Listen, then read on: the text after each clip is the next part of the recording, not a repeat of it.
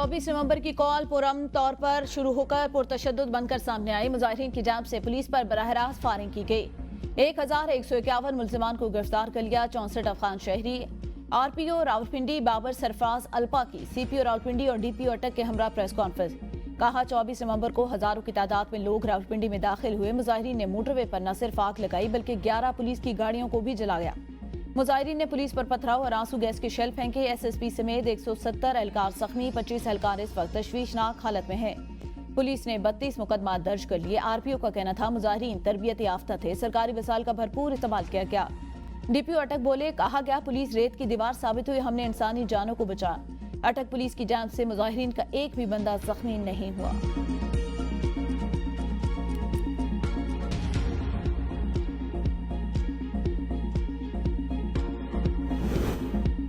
PTI के गिरफ्तार शरपसंदों के होश रुबा इंकशाफात सामने आ गए। शरपसंद सज्जाद का कहना है 50,000 रुपए दिए गए, लड़ाई में फंसाकर पीटीआई क़यादत फरार हो गई। हम भी भागने लगे तो पुलिस ने हमें गिरफ्तार कर लिया।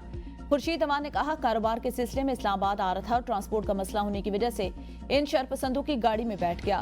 गाड़ी में बैठकर परेशान हो गया क्योंकि इनके हुलिये अजीबोगरीब थे। इनके पास डंडे, पत्थर और असलहा था। पुलिस ने जब इनकी गाड़ी को रोका तो उन्होंने रुकने की बजाय पुलिस पर हमला किया, गाड़ी भगा कर ले गए। टोल प्लाजा पहुंचने पर शरपसंदों ने जलाओ घिराव शुरू किया। मैंने मुश्किल से जान बचाई। रईस का कहना था थर का रहने वाला हूं, होटल का काम करता हूं। पीटीआई वाले आए और कहा हमारे बंदों को खाना दो। मैंने शरपसंदों को खाना दिया तो उन्होंने वहां तोड़ फोड़ की भाग गए। पुलिस मुझे पकड़ कर ले गई। अयाज ने बताया एबटाबाद का रहने वाला हूं, मुझे पीटीआई वाले एहतजाज में लेकर आए। कहा गया इस्लामाबाद में सब कुछ मिलेगा, हमें यहाँ लाकर वो भाग गए।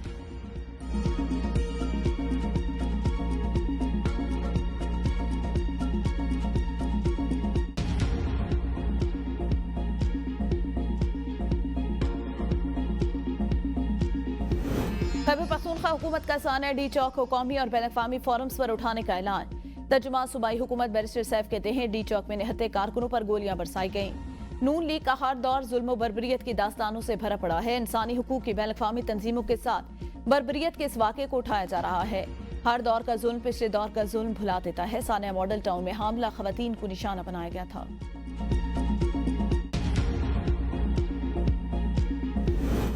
पाकिस्तान स्टॉक एक्सचेंज ने 1 लाख पॉइंट्स का संग-मील अबूर कर लिया। दौरान ट्रेडेड 100 इंडेक्स में 790 पॉइंट्स का इजाफा। 1,305 पॉइंट पर ट्रेडिंग। पाकिस्तान स्टॉक एक्सचेंज ने अपनी परफॉर्मेंस के बाद एशिया में बेहतरीन जबकि दुनिया की दूसरी बेहतरीन स्टॉक मार्केट का एजाज अपने नाम कर लिया।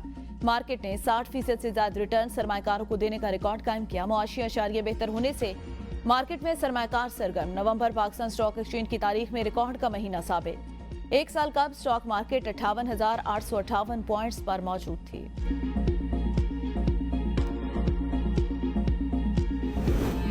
पाकिस्तान को डिफॉल्ट से बचाने के लिए अपनी सियासत की कुर्बानी दी। अल्लाह के फजलो करम से कुर्बानी रायगा नहीं गई।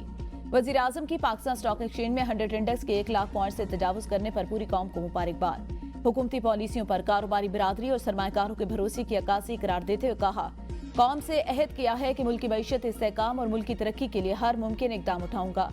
मुल्क में महंगाई की शरह में मजीद कमी हुई। शरह सूद 15% और तस्सीलाती ज़र रिकॉर्ड सतह पर पहुंच चुके।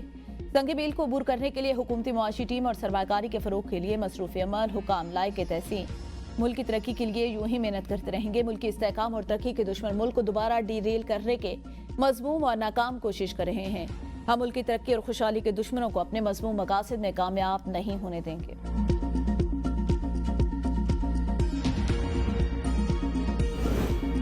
पाकिस्तान स्टॉक मार्केट के 1 लाख पॉइंट की तारीखी हद अबूर करने वज़ीर आला पंजाब मरियम नवाज का इज़हार तशक्कुर। कहा पाकिस्तान स्टॉक एक्सचेंज दुनिया की बेस्ट परफॉर्मेंस इक्विटी मार्केट का दर्जा हासिल कर चुकी। अल्हम्दुलिल्लाह पाकिस्तान स्टॉक मार्केट में आज नई तारीख रकम हुई। स्टॉक मार्केट की बुलंद और तेजी समेत हर तारीखी काम, हर रिकॉर्ड मुस्लिम लीग नून के दौर में होता है। स्टॉक मार्केट का 1 लाख पॉइंट अबूर करना आलमी सतह पर पाकिस्तान की मईशत पर बढ़ते हुए एतमाद का वाज़ेह सबूत है।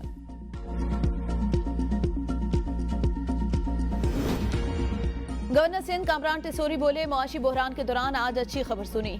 गुज़िश्ता चंद माह से स्टॉक एक्सचेंज बेहतर परफॉर्म कर रहा है। अब ये बेहतरीन टाइम है मुल्क में सरमायाकारी की जाए। जिनका पैसा मुल्क से बाहर है वो अपना पैसा मुल्क में लेकर आए। पाकिस्तान के वज़ीर आज़म ने मईशत के लिए मेहनत की। Army chief general Asim Munir सरहदों की हिफाजत के साथ मईशत की भी हिफाजत कर रहे हैं। पीटीआई समेत तमाम सियासी जमातों के रहनुमा को चाहिए मईशत के मामले पर आए। बानी पीटीआई की मुबारकबाद से स्टॉक एक्सचेंज मजीद बेहतर। पाकिस्तान में मईशत बेहतर होगी तो सियासत भी अच्छी होगी। वो कराची स्टॉक एक्सचेंज में मीडिया से गुफ्तगू कर रहे थे।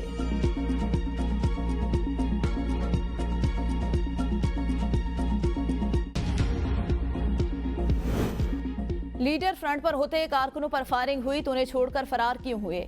नून लीग के सेनेटर तलाल चौधरी का पीटीआई से सवाल। मीडिया से गुफ्तगू में कहा, लाशों का प्रोपेगेंडा करने वाले अपनी बुज़दिली छुपा रहे हैं। लाशें गिरी हैं, लेकिन पुलिस और रेंजर्स की फोर्सेस ने गोलियां चलानी होती तो अटक पुल पर चल चुकी होती। मुज़ाकरात को कमजोरी समझने वालों को सबक मिल गया होगा कि रियासत से कोई लड़ नहीं सकता। पंजाब, सिंध और बलूचिस्तान से एहतजाज के लिए कोई नहीं आया। सियासत करें, लेकिन इंतशार और फसाद ना करें।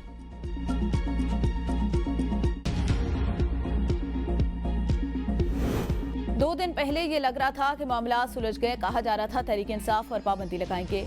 तहरीक इंसाफ तो आपने पहले ही खत्म कर दी, अब तो सिर्फ बानी पीटीआई हैं। साबिक वफाकी वजीर फवाद चौधरी के इस्लामाबाद हाई कोर्ट में मीडिया से गुफ्तगू। कहा, बानी पीटीआई को पाकिस्तान की सियासत से नफी नहीं किया जा सकता। अभी मुज़ाकरात के जरिए टेम्परेचर को नीचे लाने की जरूरत है। कल शहबाज शरीफ की तकरीर से लग रहा था कोई हिटलर पाकिस्तानी कौम से खिताब कर रहा है। लोगों पर तशद्दुद और गोलियां बरसाकर भी बानी पीटीआई आपसे मैनेज नहीं हो रहा। बानी पीटीआई एक हकीकत है, उनको तस्लीम करके आगे चले।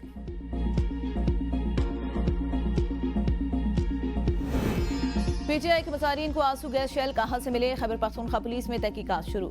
सेंट्रल पुलिस ऑफिस ने डीआईजीज को खत लेकर तफसीलात मांग ली। आंसू गैस के स्टॉक और गुज़िश्ता एक हफ्ते के दौरान उनके इस्तेमाल की तफसीलात देने की हिदायत। कहा, पुलिस की गैर जानबदारी को बरकरार रखने के लिए आंसू गैस स्टॉक से मुतालिक तफसीलात फराहम की जाएं।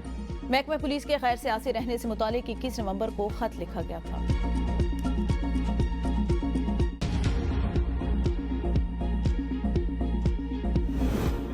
बलोच ताजिर के बेटे का अखबार सुप्रीम कोर्ट के आनी बेंच में समाअत।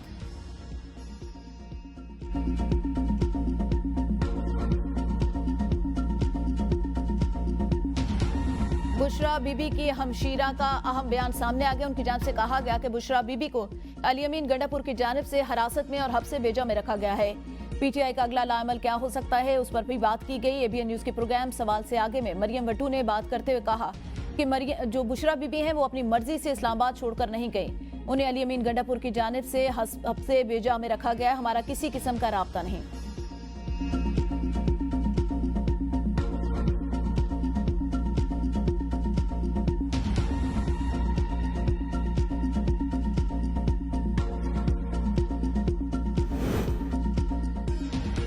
सहाफी मतियुल्लाह जान पुलिस एहलकार को जान से मारने की धमकी देने पर गिरफ्तार। एफआईआर के मुताबिक मुलजिम नशे में था। I-9 चेकपोस्ट पर रुकने का इशारा किया तो कांस्टेबल से असला छीनकर कत्ल की धमकी दी। मतियुल्लाह जान को आज साथ दहशतगर्दी अदालत इस्लामाबाद में पेश किया जाएगा। सीपैक के तहत तवानाई के 17 मंसूबे मुकम्मल। इन मंसूबों पर 18 अरब डॉलर खर्च होंगे। सीपैक के तहत तकमील को पहुंचने वाले 14 IPPs पर 14 अरब 49 करोड़ डॉलर खर्च होंगे।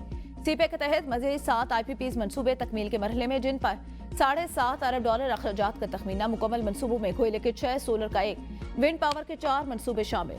पानी से बिजली पैदा करने वाले 3 मंसूबे भी मुकम्मल हो चुके।